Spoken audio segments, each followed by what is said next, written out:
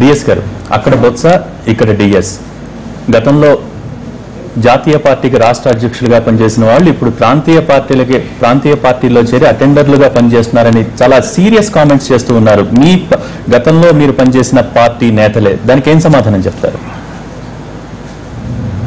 వారి యొక్క విచక్షణ జ్ఞానాన్ని ఐ జస్ట్ పిటీ దేర్ ఆలోచన. ఎక్కడ అటెండర్గా పనిచేస్తుంది, ఎక్కడ చేస్తుంది, దేనికోసమని అటెండర్ చేయాల్సిన పరిస్థితి వచ్చింది? అట్లేం లేదు. ఒక పార్టీలో చేరినామంటే ఒక ఆలోచనతో, ఒక విశ్వాసంతో, ఒక కమిట్మెంట్తో చేరినాం. కాంగ్రెస్ పార్టీలో ఉన్నప్పుడు కూడా మేము చేసింది అటెండర్ పనే అనుకోవాలి. మరి ఇప్పుడు ఇది చేసి ఇప్పుడు అది అనుకుంటే. సో ఇప్పుడు మీరు రాష్ట్ర అభివృద్ధి కోసం టీఆర్ఎస్ లోకి వచ్చారని చెప్తున్నారు. మరి కాంగ్రెస్ పార్టీలో ఉన్న వాళ్ళందరూ అభివృద్ధిని కోరుకోవట్లేదా? నాకు అనవసరం అండి. వాళ్ళు కోరుకుంటున్నారా లేదా, వాళ్ళు చేసే యాక్టివిటీ, వాళ్ళు క్రియేట్ చేసే అడ్డంకులు, ఇవన్నీ కూడా. మరి ఇప్పుడు నేను సెక్షన్ 8 మీద మాట్లాడితే దానికి తప్పు పట్టినారు వాళ్ళు. నేను సెక్షన్ 8 మీద ఏమన్నాను? సెక్షన్ 8 అనేది ఆల్రెడీ రీఆర్గనైజేషన్ యాక్ట్లో పొందుపరుచుంది. అసలు అది ఏంటి అనేది కూడా ఎవరు ఆలోచన చేయలేదు. 1 ఇయర్ నుండి 1 ఇయర్ 2 months నుండి బ్రహ్మాండంగా పీస్ఫుల్గా ఇక్కడ ఉన్న సెటిలర్స్ కానీ అందరూ హ్యాపీగా ఉంటే చంద్రబాబు నాయుడు గారు దాన్ని అనవసరంగా రేజ్ చేసి రేకెత్తించి ఇక్కడ సెక్యూర్డ్ గా ఫీల్ అయ్యే వాళ్ళకు భయంకరమైన పరిస్థితిని క్రియేట్ చేసే క్లారిటీ కావాలి. డిఎస్ మాట్లాడేదానికి అడ్డంకులు సృష్టిస్తున్నారా, లేకపోతే తెలంగాణ అభివృద్ధికి అడ్డంకులు సృష్టిస్తున్నారా? తెలంగాణ అభివృద్ధికి అడ్డం సృష్టించేది ప్రాజెక్ట్స్ పైన. ఇవాళ పాలమూరు ప్రాజెక్ట్ ఉంది ఫర్ ఎగ్జాంపుల్. దాన్ని ఆ జిల్లాను చంద్రబాబు నాయుడు గారు దత్తత తీసుకున్నట్టు అనౌన్స్ చేశాడు. ఆ తర్వాత అభివృద్ధి ఏం లేదు. కాంగ్రెస్ హయాంలోనే కొన్ని నిర్ణయాలు తీసుకున్నాము, శాంక్షన్స్ అయినాయి, క్లియర్ అయినాయి. ఇప్పుడు టీఆర్ఎస్ గవర్నమెంట్ దాంట్లో ఉన్న కొన్ని స్పెసిఫిక్ చేంజెస్ తెచ్చి ఇంకా తెలంగాణకు అడ్వాంటేజ్ అయ్యే రకంగా వారికి అటువంటి ఆ ప్రాంతానికి ఏం నష్టం జరగకుండా చేస్తూ ఉంటే దాని మీద లెటర్స్ రాస్తూ ఉన్నాడు ఏపీ చీఫ్ మినిస్టర్ గారు.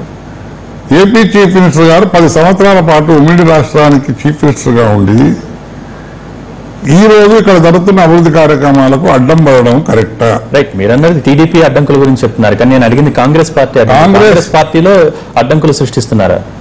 కాంగ్రెస్ పార్టీలో అడ్డంకులు సృష్టిస్తున్నారా లేదా అంటే వాళ్ళు, నేనేమంటున్నాను, వాళ్ళని పాజిటివ్గా మీరు హౌస్లో మాట్లాడండి, మీరు బయట మాట్లాడండి. టీఆర్ఎస్ చేసే తప్పుడు విధానాన్ని మీరు పాయింట్అవుట్ చేయండి. దాంట్లో కూడా ఇంకో క్లారిటీ అడిగాను. డిఎస్ మాట్లాడేదానికి అడ్డంకులు సృష్టిస్తున్నారా, లేకపోతే నేను మాట్లాడేదానికి అడ్డంకులు సృష్టిస్తాయేదే ఉంది. కానీ ఇప్పుడు నేను మాట్లాడినప్పుడు ఫర్ ఎగ్జాంపుల్ ఇప్పుడు నేను తీసుకునే నిర్ణయం నచ్చదు. కొంతమందికి ఏమో సంతోషపడుతున్నారు, వీడు ఇప్పుడు పోతే బాగుండేది, వీడు పోతే మాకు ఖాళీలు అయితే ఇంకేదో మాకు అవకాశాలు వస్తాయని. ఏ లెవెల్ వరకు పోయినారంటే మా ఫోటోలు పాపం కేశవరావు 4 సంవత్సరాలు ఆయనండి పోయి, ఆయన ఫోటో ఇప్పుడు ఎందుకు పుట్టుకోవాలి?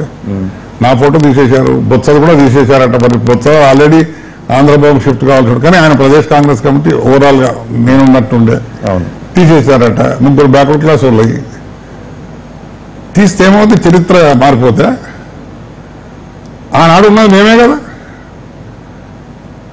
మా గురువు గారు డాక్టర్ చెన్నారెడ్డి గారు తర్వాత 2 సార్లు అధికారంలోకి తెచ్చిన అధ్యక్షుడిని నేనే కదా. Consecutive election 4 and 9. సో ఆ రోజు ఎలక్షన్స్ టైంలోనూ ఇప్పుడు 2 సమయాల్లోనూ తెలివి తక్కువగా వ్యవహరిస్తున్నారా కాంగ్రెస్ నేతలు, కాంగ్రెస్ నేతలు?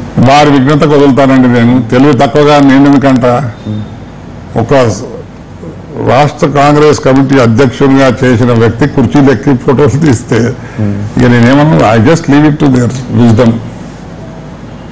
చివరిగా తెలంగాణ రాష్ట్ర అభివృద్ధికి మీరు పాటుపడతానంటున్నారు, సహకరిస్తున్నారంటారు, చాలా అందరికీ సంతోషం. కానీ ఈ రోజున భవిష్యత్తు తెలంగాణలో ఒక పార్టీ పరంగా, రాజకీయాల పరంగా టీఆర్ఎస్ భవిష్యత్తు ఎలా ఉండబోతుంది, అలాగే అదే సమయంలో టీ కాంగ్రెస్ పరిస్థితి ఎలా ఉండబోతుంది? ఒక రాజకీయవేత్తగా మీ అంచనా ఏంటి? నా అంచనా ఏంటి, ఈ రోజు టీఆర్ఎస్ పార్టీని, ప్రభుత్వాన్ని బలపరచాల్సిన అవసరం ఉంది. కేసీఆర్ చేస్తున్న పనులను ప్రోత్సహించాల్సిన అవసరం ఉంది. నా వంతు కృషి టీఆర్ఎస్ స్ట్రెంథెన్ చేయడానికే చేస్తాను నేను రాష్ట్రంలో. కనుక కాంగ్రెస్ పార్టీకి యమాయమ నాయకులు ఉన్నారని వాళ్ళే అంటున్నారు, నేను కాదని అనను, విన్నానా? సో వాళ్ళ ప్రయత్నాలు వాళ్ళు చేసుకొని ఏదున్నా ప్రజాస్వామ్యబద్ధంగా శాంతియుతంగా ఒక మంచి అట్మాస్ఫియర్ లో జరిగితే రాష్ట్రానికి మంచిది. సో డిఎస్ భవిష్యత్తు ఏంటి? భవిష్యత్తులో డిఎస్ రోల్ ఎలా ఉండబోతోంది తెలంగాణ స్టేట్ కి? చూడండి, wait and see. Right, thank you very much. Thank you Modi గారు. పాయింట్ బ్లాంక్ లో పాల్గొన్నందుకు ధన్యవాదాలు. ఇది ఈ రోజు point blank. Stay tune to NTV.